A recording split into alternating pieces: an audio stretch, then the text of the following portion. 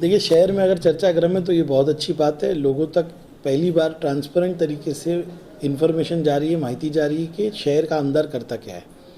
आज आईजीएम में डीपीडीसी के मार्फत ज़रिए 4 करोड़ की निधि आई और उसमें 2 टेंडर्स है, एक इलेक्ट्रिकल का और एक सिविल का।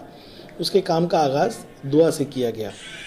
आप देख रहे हैं कि इसको लेके बहुत सारे लोग ये कह रहे हैं, ख़ास तौर से माजी आमदार कह रहे हैं कि ये मैंने 2017 में निधि पास की थी। कोई तो भी डीपीडीसी का एक वर्बटम दिया जा रहा है। मैं पहला सवाल पूछना चाहूँगा कि एक ही सवाल बीजेपी शिवसेना पूछ रही है। पिछली बार भी शिवसेना बीजेपी साथ में आके आईजीएम में तोड़फोड़ की थी। तो क्या भिवंडी शहर में शिवसेना बीजेपी के मार्फत काम कर रही है? पूरे राज्य में सम्मान्य मुख्यमंत्री हो, चाहे अबू आसिम आज़मी साहब हो, चाहे सम्मान्य शरद पवार साहब हो, सब बीजेपी से लड़ाई लड़ रहे हैं। लेकिन इधर भिवंडी के अंदर शिवसेना जो स्थानिक लोग हैं वो बीजेपी के साथ मिलकर काम कर रहे हैं। इस बात का मुझे खेद है, इस बात का अफसोस है। दूसरी बात कि बात हो रही है कि 2017 की निधि थी, तो मुझे लगता है आप लोगों को जाके पूछना चाहिए कि आप 2017, 18, 19 में क्या कर रहे थे। 3 साल आपको जनता ने दिया काम करने का। क्या आज वो खुद 10 साल आमदार रहे हैं? महाराष्ट्र सरकार हो या किसी भी बजट को 1 साल रखा जाता है, सालाना बजट बनता है। कोई बजट 17 से इंतज़ार नहीं करता कि 21 में उसका उद्घाटन होगा। खुद अपने आप को एक्सपोज कर रहे हैं। 17, 18, 19 आप क्या कर रहे थे? और आज आमदार बन के मैं उद्घाटन कर रहा हूँ तो क्या गलत कर रहा हूँ? अक्टूबर में 2019 में भिवंडी की जनता ने इनको नकार के आमदार समाजवादी पार्टी के रईस को बनाया। ये सत्य है। इनसे हजम नहीं हो रहा है कि ये माजी हो चुके हैं। तो मुझे लगता है धीरे धीरे इनको हजम हो जाएगा कि हाँ माजी हो चुके हैं। ये माजी आमदार होने के बाद ही सारे काम कर रहे हैं। मुझे इस सियासत पे नहीं जाना। मैं सिंपल कह रहा हूँ, आईजीएम के अंदर आज 4 करोड़ की लागत से काम हुआ। मेरी सम्मान्य अजित पवार जी से बात हुई है। डीपीडीसी में इस साल 10 करोड़ की मांगनी हमारी है और मुझे पूरी उम्मीद है कि डीसीएम साहब ने मुझे अश्योर किया है कि इस साल 10 करोड़ मिलेगा। फायर ब्रिगेड के लिए 3 करोड़ रुपये हम मांग रहे हैं। उसके बाद मेरी निधि के 3 करोड़ 60 लाख के काम चलने वाले हैं। 5 करोड़ की अतिरिक्त निधि जो आ रही है वो हम अभी काम शुरू करने वाले हैं।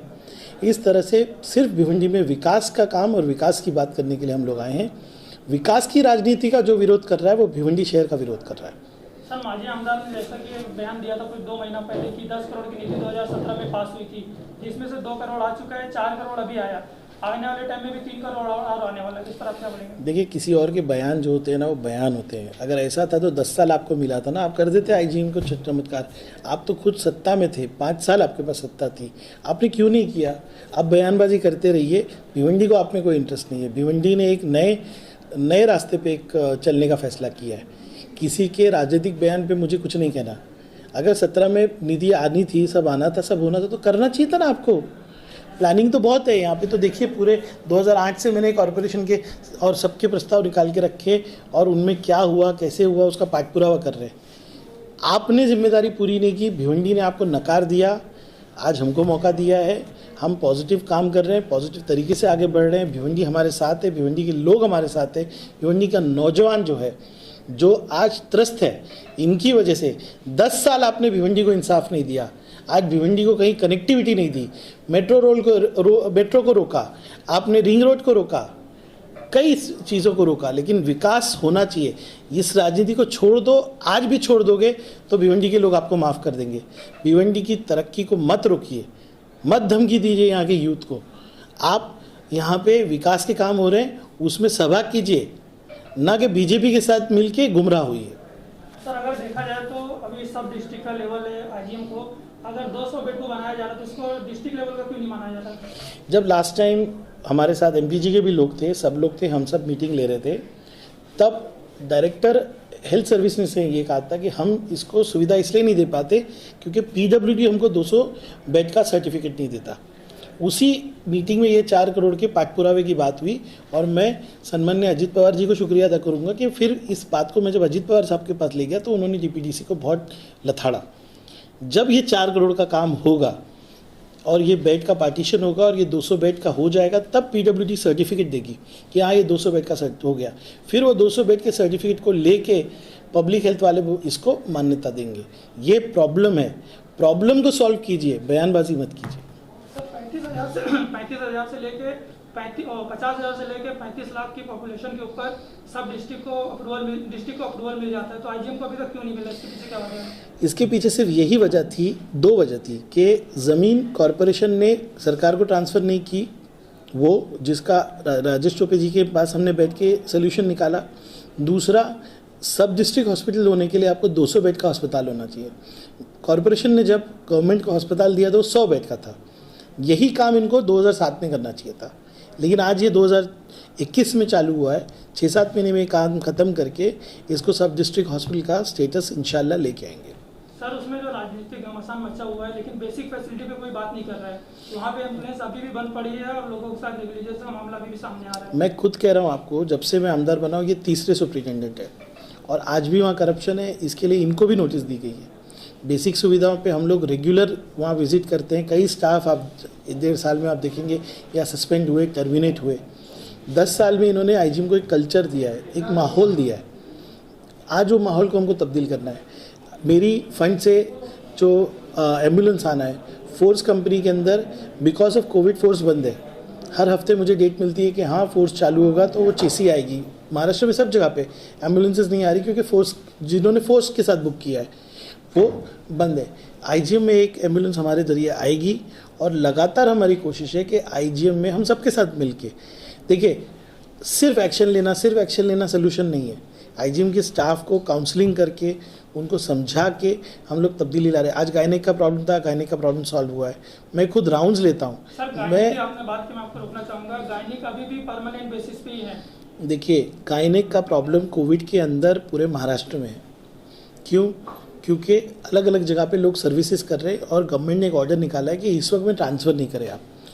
गवर्नमेंट के सेटअप में जो बेस्ट हो सकता है वो हम कर रहे हैं और लगातार मैं अकेला आमदार हूँ जो कोविड में भी लगातार आईजीएम में विजिट्स करता हूँ, सर्वे करता हूँ, जहाँ नुक्स है हाईलाइट करता हूँ।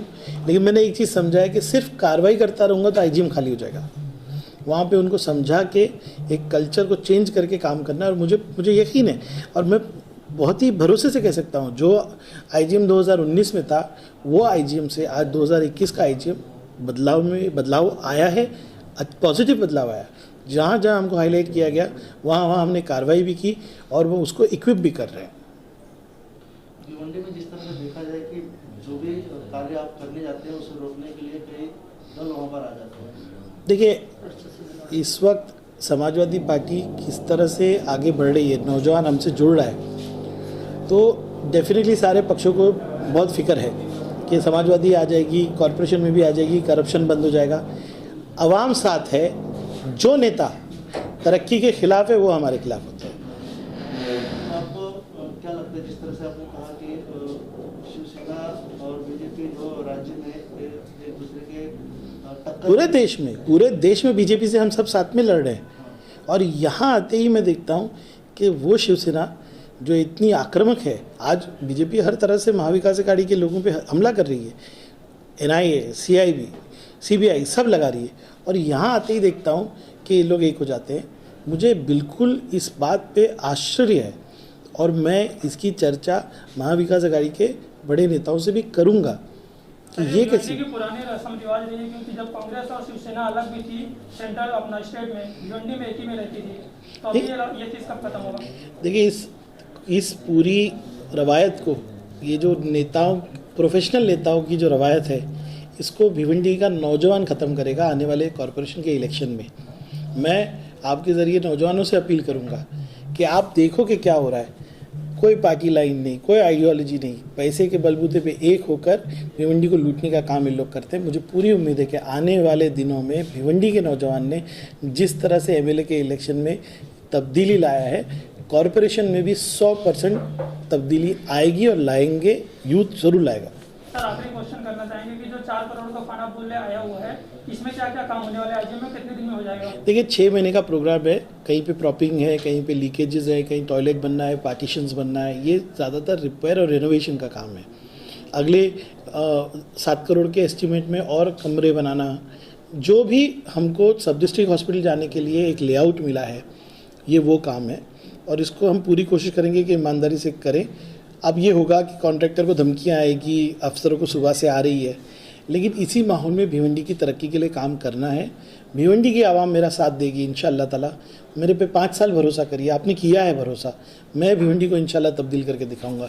ये जो नेता है जो आज मेरा विरोध कर रहे हैं, ये मेरा नहीं, ये भिवंडी के नौजवान, भिवंडी के मुस्तकबिल का विरोध कर रहे हैं। आने वाले दिनों में क्या देखेंगे तो हमारा जो हाईवे है उसको 8 लेन करना है। सबसे पहला काम मेरा एवरीडे बेसिस पे मेट्रो का फॉलोअप। अभी भी मैं यहाँ से निकलूँगा 6 बजे, सम्माननीय पालक मंत्री जी से मिलूँगा थाना में। मेट्रो पे निर्णय लीजिए। मेट्रो पे आप जितना फिजिबिलिटी करना चाहते थे, जितने रूट, टेमघर वाला, नाईगांव वाला, सब पे आपकी रिपोर्ट आ गई है। अब मेट्रो को ढीलो मत कीजिए। भिवंडी के नौजवानों को मत तरसाइए मेट्रो के लिए। Metro, ring road, 100 feet road, उसके बाद जो रोड्स के काम बाकी है, अभी हम अंसार मेडिकल के रोड का काम चालू करना चाहते हैं सलाउद्दीन के साथ, उसके भी वर्क ऑर्डर आ चुके हैं। 4 रोड के वर्क ऑर्डर पड़े हुए मेरे पास। ईद बाद मुझे काम शुरू करना है। 3 करोड़ 60 लाख के मेरे काम प्रोसेस में है, उनके काम शुरू करना है। उसके बाद शांतिनगर रोड के लिए 17 करोड़ रुपया MMRD ने दिया, उसका काम शुरू करना है। मेरे तो जिद्दोजहद है। स्कूल, मुझे पैसा आया फंड, मैंने सीधा 3.5 करोड़ रुपया जो है मैंने सरकार को लिख के दिया, आप मुझे अगर एडिशनल फंड दे रहे हैं सीधा 22 नंबर स्कूल के लिए दे दीजिए। अंसारी प्लेग्राउंड के लिए 1.25 करोड़ रुपया मैं देना चाह रहा हूँ। मेरी जिद्दोजहद को समझिए कि भिवंडी की आवाम, भिवंडी की तरक्की के लिए मैं काम करना चाह रहा हूँ। भिवंडी ने मुझे चुना है, इसकी जिम्मेदारी और इसका बोझ मेरे कंधों पे दिन भर रहता है। ये सब तो होता रहेगा, मैंने देखा है कि विरोध होता रहेगा। ये पुराने नेता जो रहते ना, बड़ी बड़ी गाड़ियों में घूम के बातें करते हैं, ये तो होता रहेगा। ये मेरे साथ 10 साल हुआ है। बाइकला में था तो कुछ लोग थे, गोवंडी में था कुछ लोग थे, लेकिन भिवंडी में मुझे पूरी उम्मीद है। मेरा 10 साल का तजुर्बा, काम का तजुर्बा, मेरी सिंसियरिटी से काम करने का तरीका भिवंडी को तब्दील ज़रूर करेगा। और आरोप लगाते हैं कि आप अगला इलेक्शन बाइकल से लड़ेंगे। मैं आप सबको दावत देना चाहता हूं कि ईद के दिन मेरे घर आइए ओशन में, और भिवंडी का आमदार भिवंडी में ही रहेगा। मैं इलेक्शन भिवंडी से, मैंने अल्लाह से दुआ किया था जब मैं भिवंडी में आया था, तो मैं अल्लाह से हाथ उठा के कह रहा था कि ये कैसा है कि हर 5 साल में मेरा ट्रांसफ़र हो जाता है। मैंने अल्लाह से गुजारिश की थी, अल्लाह से दुआ किया था कि इस बार मेरा ट्रांसफ़र नहीं, मेरा सेटलमेंट हो जाए। और भिवंडी में मैं सेटल हो गया हूँ इंशाअल्लाह ताला। विरोधक तो कुछ भी कहेंगे, इनको कोई नुक्स नहीं मिल रहा बाहर वाला। अरे भिवंडी की आवाम ने मेरा सर्टिफिकेट देख के, मेरा एड्रेस देख के कि मैं बम्बई में रहता हूँ, मुझे चुना है। आप जब ये कह, बहुत इलेक्शन में इन्होंने बाहर वाला किया। भिवंडी की जनता क्या मतलब समझती नहीं इन चीज़ों को, लोगों ने समझ के वोट दिया है मुझे। सर, भिवंडी की जनता ने एक बार तो अबू आसिम साहब को मौका दिया था, लेकिन उन्होंने सीट छोड़ दी थी, इसके बारे में क्या बोलेंगे? देखिए, जो पास्ट है वो पास्ट है। रईस शेख और समाजवादी पार्टी यहाँ पर है, और अबू आसिम आज़मी साहब की हिदायत और उनका ही सपना पूरा करने के लिए मैं आया हूँ ना। अगर हमसे गलती हुई, आसिम भाई ने कुछ अच्छी नीयत से, यहाँ पे उनके पास एक आमदार था, उस पर जिम्मेदारी छोड़ के अगर वो गए भिवंडी की तरक्की करने के लिए, तो उस चीज़ को मैं भिवंडी के अंदर हर बुज़ुर्ग, हर नौजवान, हर शख्स को ये बताना चाहता हूँ कि अबू आसिम आज़मी साहब का सपना पूरा करने में आया हूँ।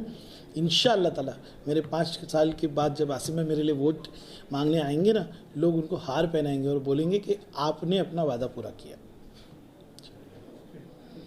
एक्सप्रेस न्यूज हिंदी पर वीडियो देखने के लिए करें लाइक, शेयर और सब्सक्राइब। बेल आइकन दबाना ना भूलें।